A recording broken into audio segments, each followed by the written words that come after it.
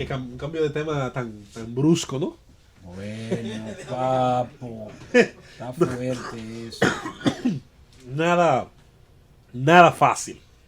La prensa de hoy, y esencialmente la prensa específicamente en el caso del periódico Hoy, recoge en su portada una denuncia, me parece muy interesante, relacionada una vez más al mundo del medio ambiente. Y es esencialmente sobre el tema de la contaminación en el río Yuna.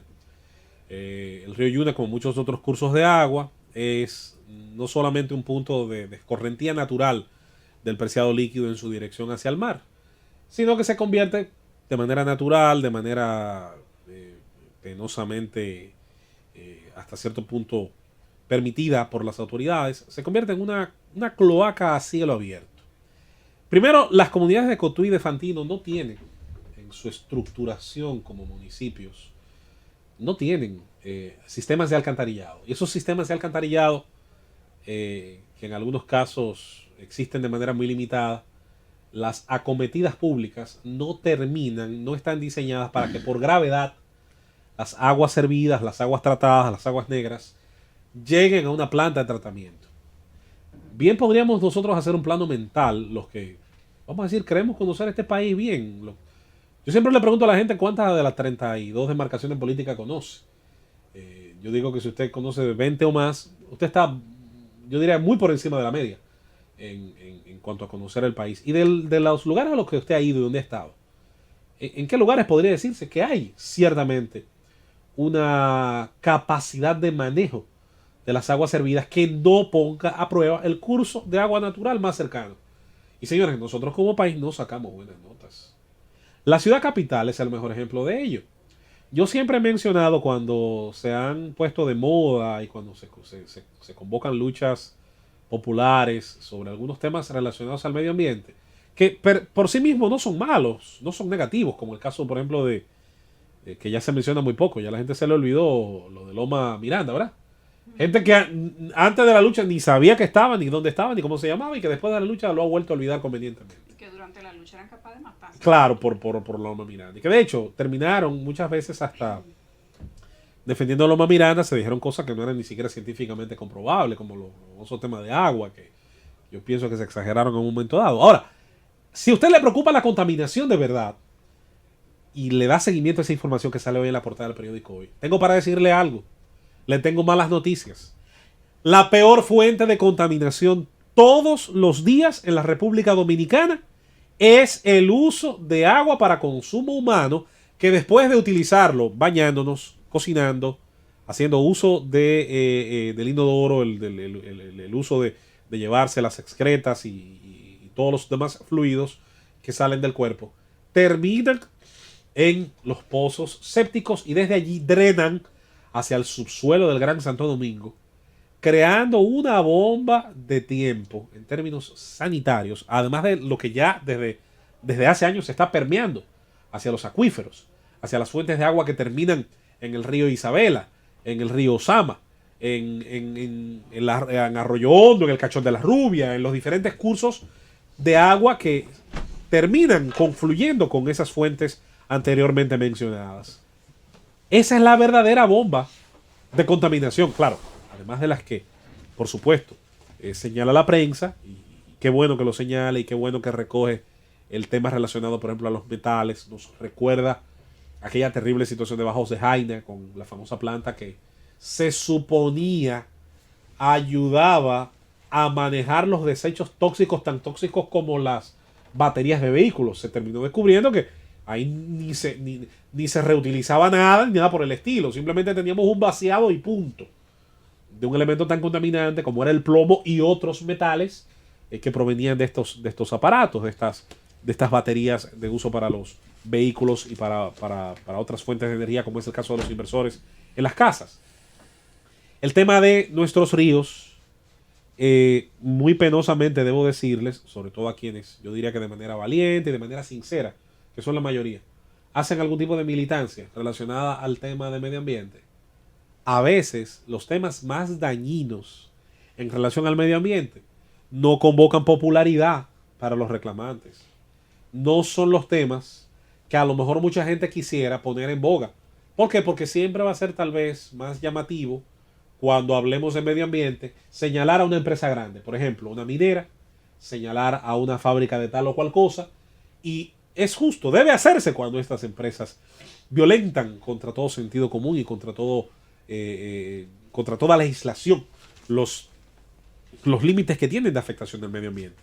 Ahora bien, no es popular, no genera votos, no genera firmas, no te hace más eco-friendly, como se diría usando ese anglicismo, decir que todos los días dominicanos de manera consciente e inconsciente, cuando bajamos el sanitario, estamos contribuyendo a seguir haciendo esa bomba de tiempo más peligrosa.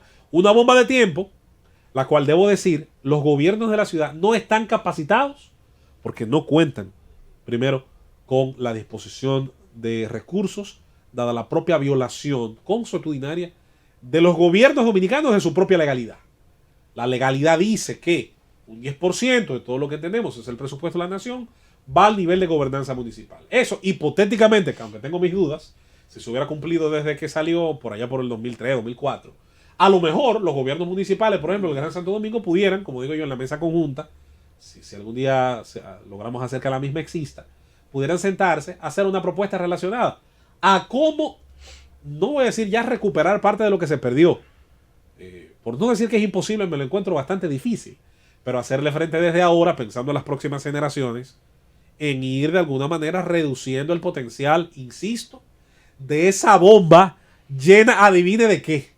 Si el peligro de la bomba atómica es la radioactividad, imagínense usted cuál es el peligro de la bomba de tiempo sobre el que está asentada una ciudad de 4 millones de habitantes que no tiene un sistema de alcantarillado y un sistema de recogida de esas aguas contaminadas por todos los desechos humanos y a su vez reutilizadas, porque no vamos a descubrir el día de hoy, bien pudiera hacerse, y ojalá en algún momento, sobre todo cuando volvamos a tener el chance aquí quizás de tener al propio ingeniero Alburquerque o a otro experto, hablar, señores, de los múltiples usos que otras ciudades, obviamente con niveles de desarrollo más óptimos que la nuestra, para hablar del Gran Santo Domingo, o países con un nivel de desarrollo más óptimos que el nuestro, pudieron darle a esos materiales, en los cuales se utilizan mucho por la energía que tienen, los gases que generan, entre muchísimas otras cosas.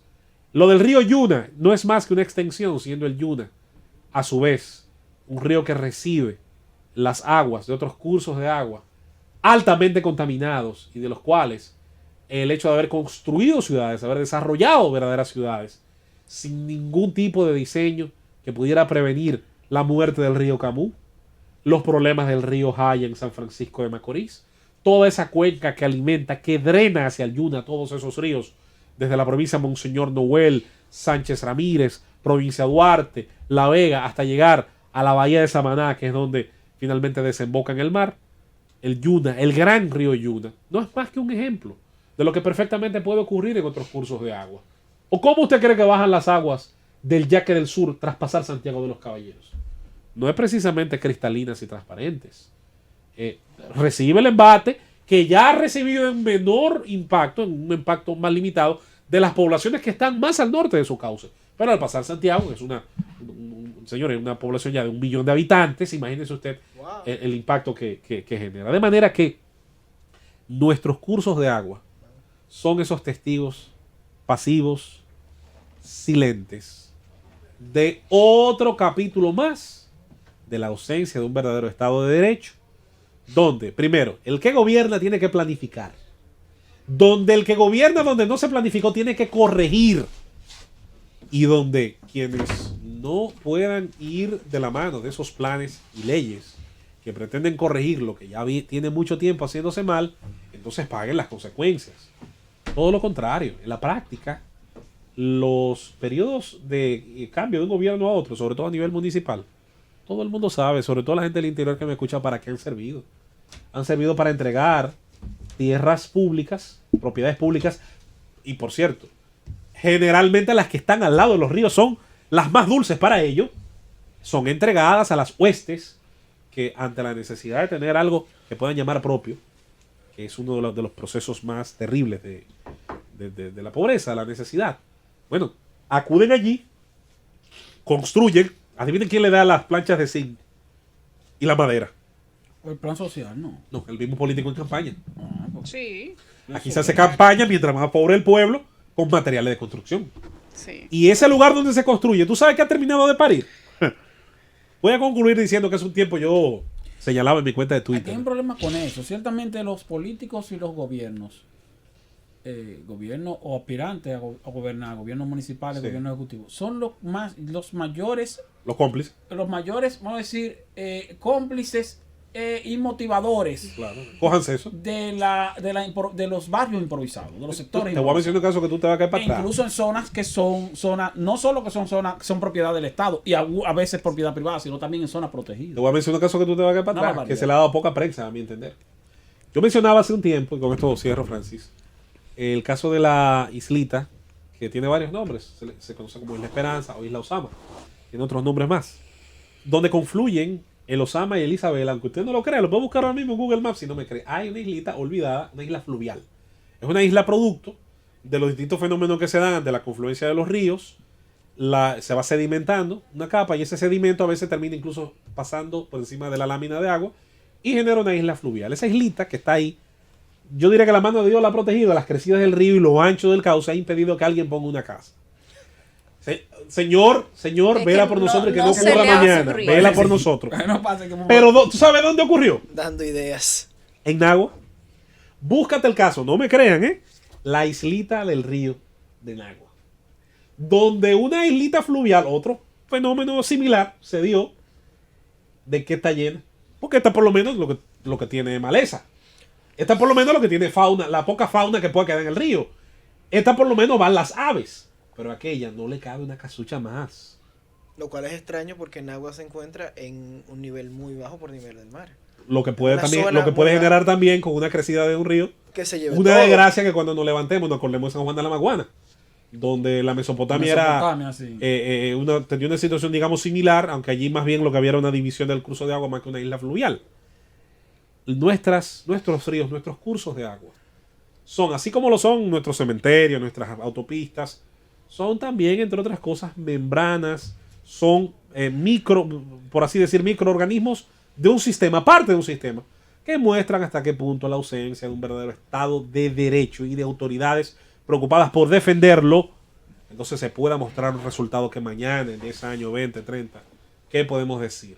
Se pueda, felizmente, decir que los niveles de contaminación eran estos, hoy son menores, que las riberas de tal río estaban invadidas hasta este punto, hoy son menores, que X cantidad de metros cúbicos de aguas servidas caían directamente a tal curso de agua, pero que hoy felizmente caen hacia una planta de tratamiento que la devuelve potabilizada y que devuelve energía a través de la biomasa y de, bueno, ese país que ya a veces hasta suena a ciencia ficción, por realizable que sea, que lo es, pero suena a veces tan a ciencia ficción entre la falta de voluntades de todos los sectores que conforman esta sociedad, que a veces uno no sabe si cuando habla de lo bueno está hablando de algo que a tanta gente, incluyendo la que nos gobierna, le parece que nunca se va a llevar a cabo.